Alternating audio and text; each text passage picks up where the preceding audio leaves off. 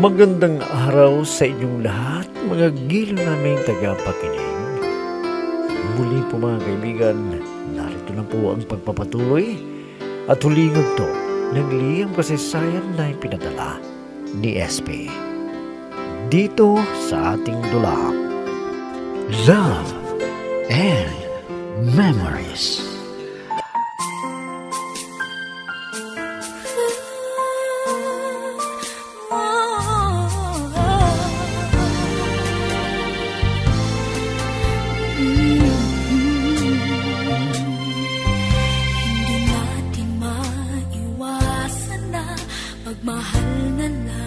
Ipinipilit ni Rita na magpakasal na silang dalawa ni Daddy.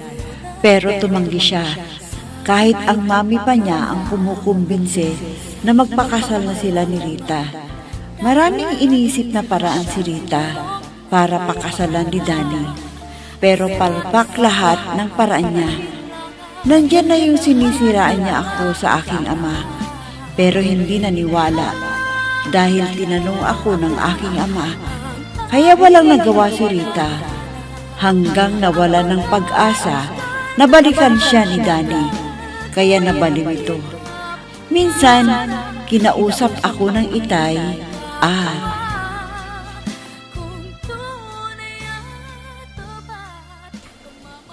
Ay, SP anak, hindi ka ba papasok dahil hindi ka pa nakabihis ng uniforme mo? hindi po itay. Dahil masama po ang aking pakiramdam para akong lalagnatin at... SP, anong nangyayari sa'yo? May dinaramdam ka ba? Sabihin mo para ikukuha kita ng gamot para gumaling ka. Itay, may gusto akong sabihin sa inyo. Sana maunawaan niyo po ako. May mabigat kasi akong problema. Ha? May problema ka? Ano ba yun? Wait, ay, buntis po ako. At si Danny ang ama ng dinadala ko. Dahil inabuso niya po ako, itay. Ano? Papatayin ko ang lalaking yun. Inabuso ka niya kamo. Bakit ngayon mo lang sinabi? Naku, makikita niya.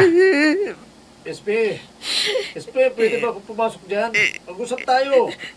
Danny, nandito ang tatay ko. At nalaman na niya ang aking kalagayan. Walang hiya ka. Inabuso mo ang anak ko. Papatayin kita. Itay, wag po. Wag ka papasa po kayo. Wag na po, itay. Patayin din ako. Gusto ko lang mamatay. Kaysa pakasal ako ni Mami. Kay Rita. Sige po, mga Eloy. Patayin niyo ninyo ako. Gusto ko lang mamatay. Kaysa pakasal ako ni Mami kay Rita. Sige na, mga Eloy. Patayin niyo na ako. Kaya itimandan niyo ako. Para mabilanggo na ako. Dahil mahal na mahal ko si SP.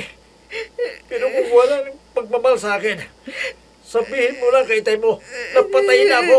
Handa na akong mamatay. Hindi!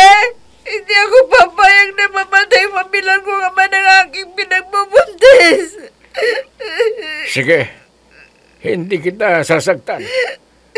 Pero ang gusto ko, pakasalan mo ang aming anak sa lalong madaling panahon. O ano? Gusto mo ba o hindi?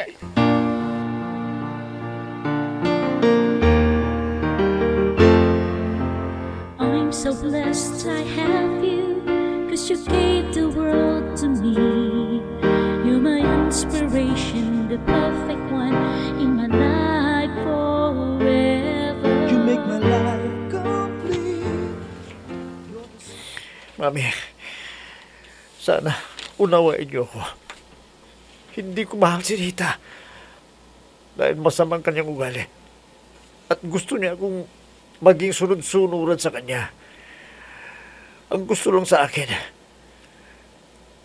ay mga pagbili ko ng mga alahas at pera na kailangan niya sa akin.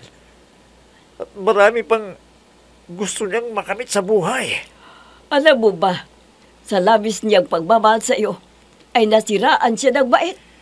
Hindi ko na kasalanan yan, Mami.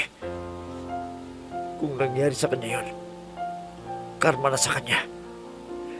Dahil sa sama ng ugali at sobrang gahaman sa pera. Oh, bakit nandito ka?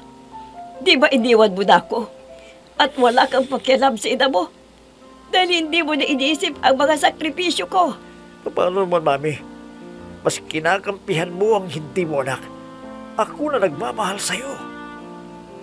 Pero nang hindi ako sumunod sa gusto niya, itinakwil ninyo ako. Tama bang ginawa ninyo yan, ha, Mami? Huwag mo akong baliktarin. Dahil hindi mo mababayaran sa akin ang buhay mo, kundi utang na loob mo sa akin ang buhay mo. Kaya nga, maraming salamat po sa inyo. Dahil kinalimutan niyo na ako na anak ninyo. Ikaw ang nakalimot dahil ako ang iyong ina. Pero hindi mo ako sinusunod. Dahil ang iniisip ko ang kapakanan mo. Pero hindi mo lang yun. Hindi, Mami. Kundi ibang tao ang nasa isip ninyo. Eh, hindi man lang nakatulong sa inyo. Naging perwisyo pa sa akin. At sa ating negosyo, namuntik ng malugi dahil sa kanya. Ano?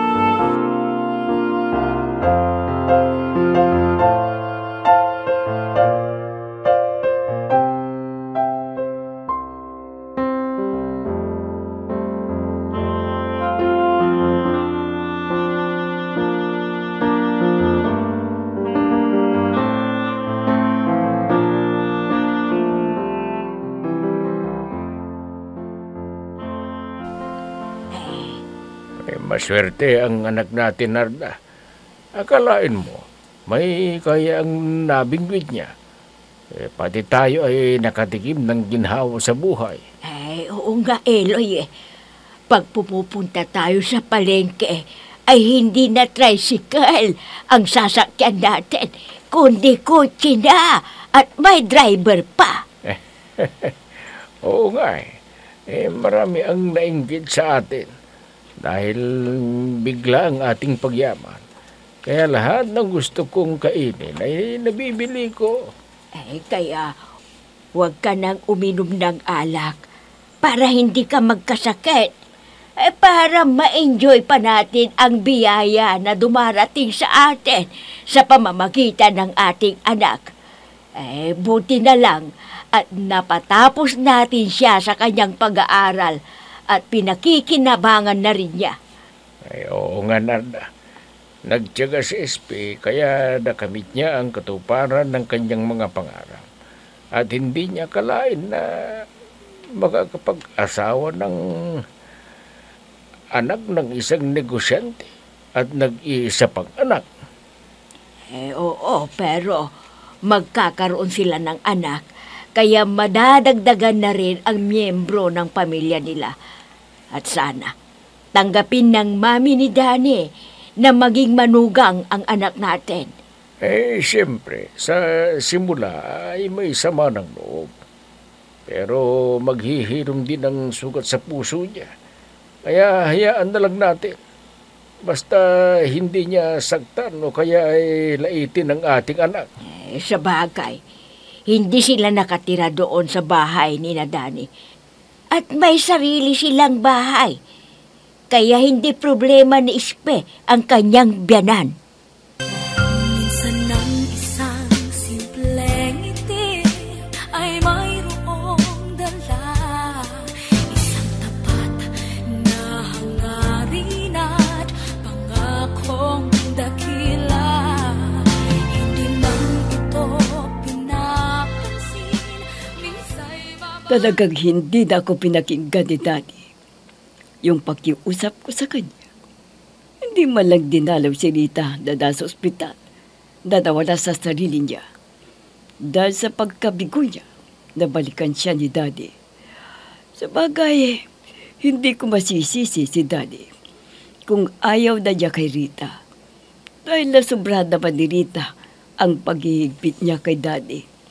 At saka may pagkabungangera pa. Gusto pa niyang anderin si Daddy. Siyempre, lalaki ang aking anak. Ayaw niya maging sunod-sunuran sa babae. At ayaw din ni Daddy na magkikialam si Rita sa kanyang mga desisyon. Kaya hayaan ko ng aking anak. Kung doon siya masaya sa babaeng pinakasalan niya, bahala na siya sa buhay niya.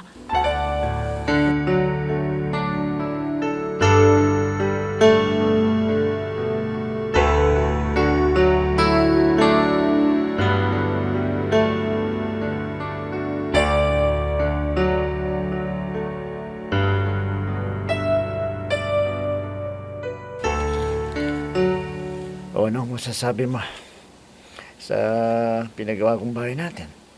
Maganda ba? Oo, Danny. Ang laki naman. Parang hindi ako sanay sa ganitong bahay. Kahit sina inay at itay, ayaw nilang tumira dito. Kaya doon na lang sa bahay namin. Ipapaayos na lang natin yun. Sige, kung yan ang gusto mo, gagawin ko. Para naman sumaya ang mga magulang mo. At ako nang susuporta sa kanilang pamumuhay. Salamat sa iyo, ha. Dahil hindi mo pinapabayaan ang aking mga magulang. Siyempre, ako lang ang inaasahan. At hindi ko magawa na magtrabaho dahil sa aking kalagayan nga na buntis ako. Kaya huwag kang magpapagod. At mag-iingat ka lagi para walang mangyayari sa iyo sa ating anak. Alam mo, maligaya ko, SP. Dahil natupod na yung pangarap ko na magkaroon ng anak. Danny, may itatanong sana ako sa iyo. May nangyari ba sa inyong dalawa ni Rita? Kung mayroon, bakit hindi mo siya pinakasalan? Alam mo, hindi ko siya pinatulan. Kahit anong gawin niya na pangakit sa akin, hindi ko ginusto. O hindi ko gusto yung kanyang pag-ugali. At naalata ko kasi na mukha siyang pera eh. Dami niyang pinabibili sa akin ng mga luho niya. Ano? Hindi na siya nahiya sa kanyang pinagagawa. Sa bagay, kinakampihan kasi siya ng mami mo eh. Kaya lumaki ang kanyang ulo. At alam niya, pipilitin ka ng mami mo para pakasalan mo lang siya. Akala niya kasi magtatagumpay siya eh. Sa gusto niyang mangyari na makikinabang siya sa mamanahin ko. Pero dahil sa pinakita niya, sama ng ugali niya, nawala yung pagmamahal ko sa kanya.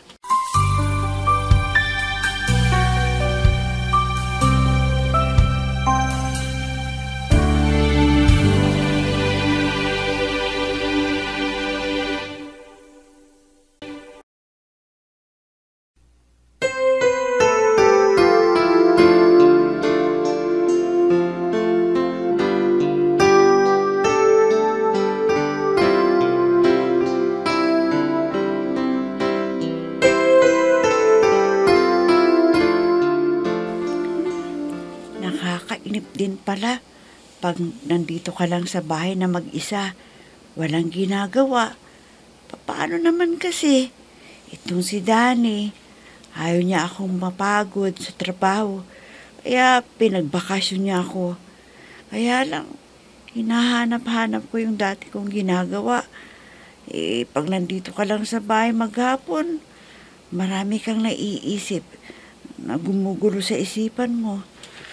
Ay, hindi ko naman maiwasan ang mag-isip. Ano kayang mabuti kong gawin para may gagawin naman ako dito sa loob ng bahay? Di ko rin sila makausap yung mga kasambahay namin dahil sa kanilang trabaho sa loob ng bahay.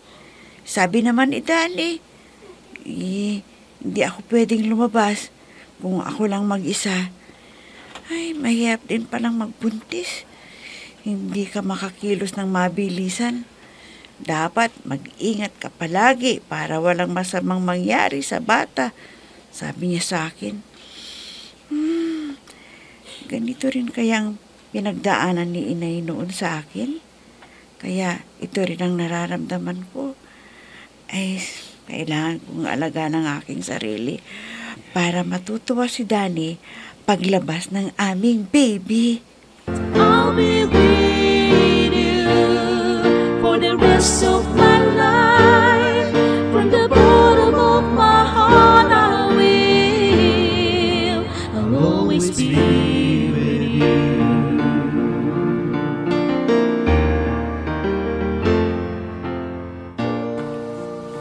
Eloy, kung wala kang pupuntahan, ay dalawin natin si Ispe. Nangungulila na rin ako sa kanya eh. Ganun din ako. Siyempre nag-iisa nating anak. At siyang kasama natin dito sa bahay. Pero nang mag-asawa na sila ni Danny ay bumukod na sila. Dahil nagpatayo si Danny ng magiging tirahan ng magiging anak at silang mag-asawa. Ay, oo nga eh. Kaya lang, napakalaki naman. Sa bagay, may kaya. At ayaw yung masikip na bahay.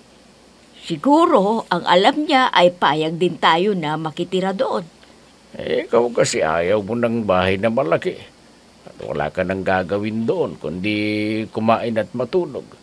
Marami rin ng mapaglilibagan. Ang problema, hindi ako saday. Tignan mo, nang tumira tayo ng 1 linggo doon at sinubukan natin na sumama sa kanila, ay nako, hindi ako makatulog. Nako, bakit ako? Ang himbing ng tulog ko sa malambot na kama at malamig na kwarto. Basta, ayokong tumira doon. Ang gawin na lang natin ay dalawin natin si Ispe at maitanong kung kailan manganganak.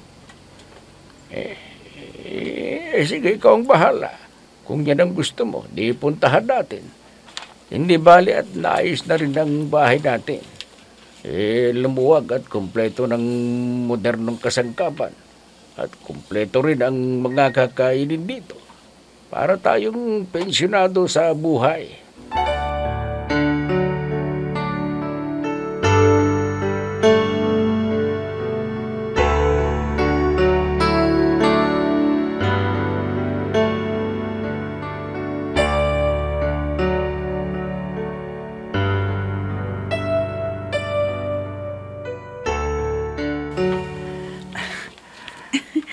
O Danny, abot nga naman ang ngiti mo na umuwi.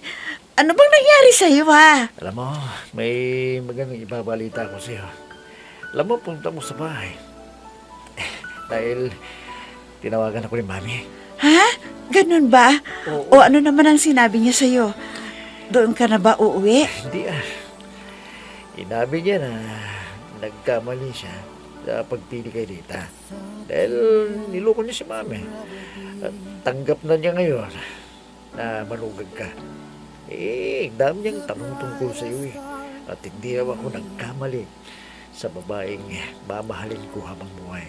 Kaya mahal na mahal kita, SP. At wala nang hadlang sa atin ngayon. Ganon din ako, Danny. Mahal na mahal din kita. Sana wala nang darating na problema, no? Para maging maligayang ating pagmamahalan. Ganon din ako, SP. Talagang sa buhay natin, hindi nawawala yung mga pagsubok sa buhay na darating. At kapag nagpakatatag ka, bandang uli, magiging masaya ang pagsasama natin. Lalong-lalo na ngayon at magkakaanak na tayo. Siyempre, talagang tayo ay para sa isa't isa at magsasama habang buhay. Payakap nga, mahal. Di ba ito panaginip lang? Hindi. Totoo na lahat ng ito. Totoo na, SP. In his arms, forget me. As my life goes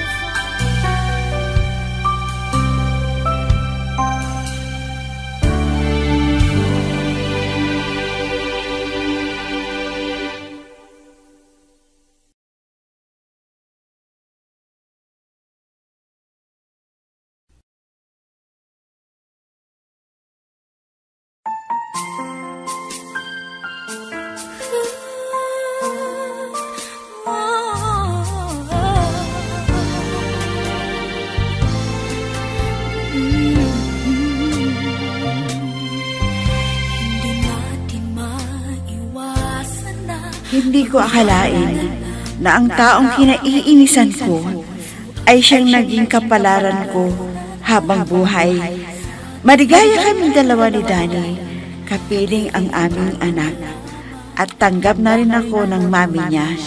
At magkasundo na rin kami sa lahat ng bagay. At may maayos at matatag na pamilya. Hanggang dito na lamang, nagpapasalamat, SP.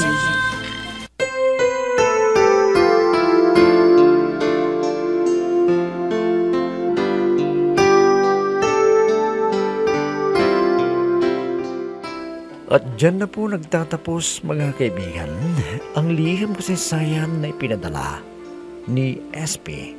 At naway, kinapulutan ninyo ng aral sa buhay ang kanyang kasaysayan. Wala, mga kaibigan, muli po namin kayong iniimbitahan at pakinggan ang bago naming isa sa dula. Dito pa rin sa ating dula. Love and Memories. Mga nagbibigay buhay sa ating dula ay sina Mayra Abrihal Narnola, Susan Malikdem, Robert de Guzman, Yehuda Ismael, Eva Alcoriza, June Cabato, Ami Diaz, at si Oscar Ora. Technical supervision at musika ni Oscar Ora. Nilapatan ng tunog ni Robert de Guzman. Mula sa panulat at direksyon ni Ami Diaz. Love and Memories. Inihahandog sa inyo ng F3 Recording Studio para sa Pambansang Radyo ng Pilipinas, Bombo Radio, Philippines.